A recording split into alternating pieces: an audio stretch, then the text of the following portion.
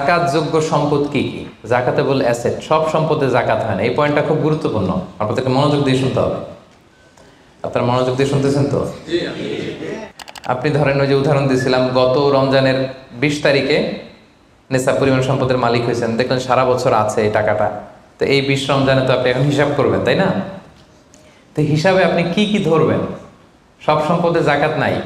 আপনার বাসার যে ফার্নিচার, এটা হিসাব করা লাগবে না।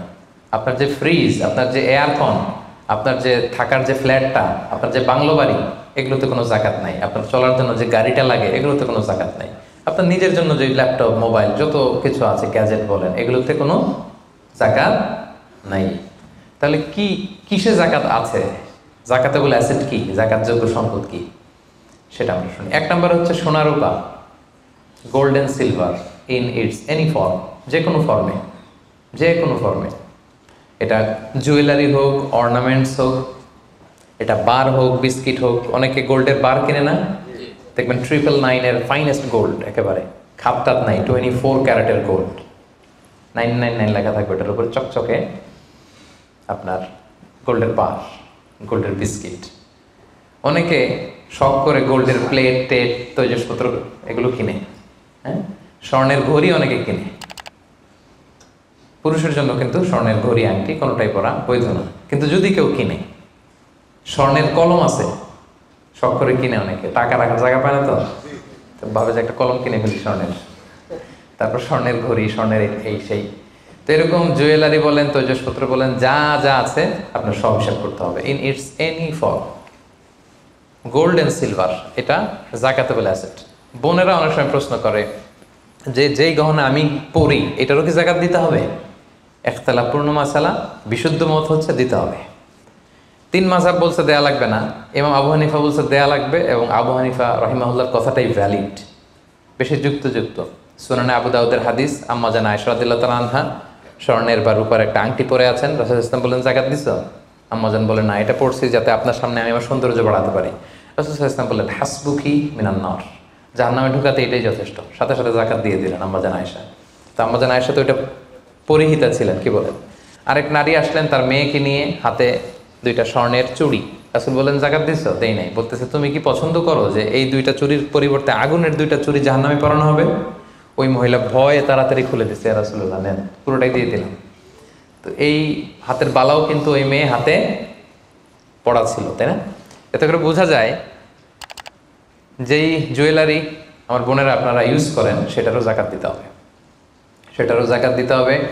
আপনার সিন্ধুকে থাক, গলায় থাক, আপনি সব কাউন্ট করে জাকাত দিবেন। তবে আপনি বিক্রয় মূল্য হিসাব করবেন, কারণ আপনি 1 লক্ষ টাকা দিয়ে একটা নেকলেস কিনছেন, বেচতে গেলে কি 1 লক্ষ পাবেন? কথা বোঝেন নাই? পাবেন? এটার সাথে খাদ আছে, এটার মেকিং চার্জ আছে, জুয়েলারি দোকানেরও একটা মেকিং চার্জ রাখে।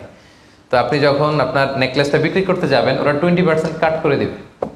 1 লক্ষ টাকার নেকলেস আপনি দোকানে বেচতে গেলে কত টাকা পাবেন? 80,000টা হিসাব করবেন, বিক্রয় মূল্য ধরতে হতো।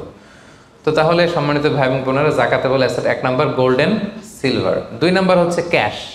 ধরেন আজকে আমি আমার জাকাত হিসাব করতে বসছি, তো আমি দেখতেছি যে আমার স্বর্ণ টর্ণ কি আছে না আছে, আমি হিসাব করতেছি।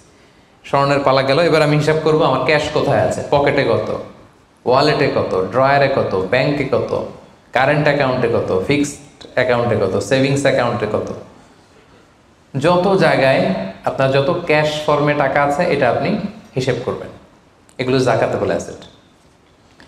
আরও কিছু সম্পদ আছে, এগুলো ক্যাশ না, তবে ইজিলি লিকুইডেট করা যায়, চাইলে টাকা বের করে আনা যায়। যেমন প্রাইস বন্ড অনেক কিনে রাখে না, আমাদের ডাক বিভাগের সঞ্চয়পত্র আছে না, এগুলো ফিক্সড ডিপোজিট, অনেকে ইন্স্যুরেন্স করে, লাইফ ইন্স্যুরেন্স।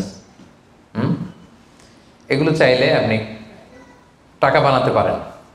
তো এটা অনেকে বলে, হুজুর এটা তো ম্যাচিউরড হয় না, কীভাবে করবো? এটা ব্যাংকে আপনি নক দিলে ওরা স্টেটমেন্ট দিবে যে আজকে এই ডিপোজিটটা ভাঙালে কত পাবেন, একটা স্থিতি দেখাবে, এটা আজকের স্টেটমেন্ট। ওই স্টেটমেন্ট আপনি বের করে নিয়ে আসবেন যে আজকে 20 রমজানে যদি আমি এটা ভাঙ্গাই তো আমি পাবো এত, তাহলে এটার মালিক আপনি, এটা আপনি যোগ দিবেন।